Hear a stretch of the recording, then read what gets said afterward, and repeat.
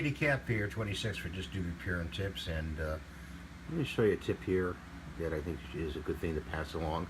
We've got alumilite side B here, okay, and this is the clear 12-minute slow set, okay. If your temperature is reading around 75, 73 even, and your side B is jelly-like and like gooey when it comes out, you want to really warm that up. So the method I suggest is to take the bottle or even the gallon jug and put a heating pad around it.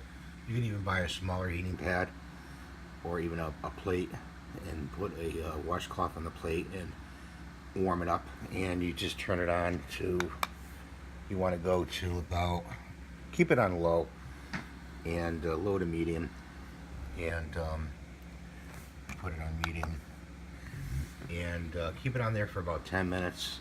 Make sure it's contacting the body of the bottle, the pad, and that will make the liquid inside that go back to its normal state. You want it to be more liquidy. So I'd give it about 10 minutes, 15 minutes, and don't leave it unattended. You know, always, you know, make sure you turn off the heating pad and make sure you get back to what you're doing.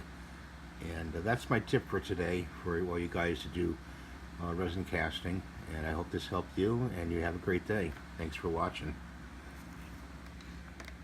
Alumilite.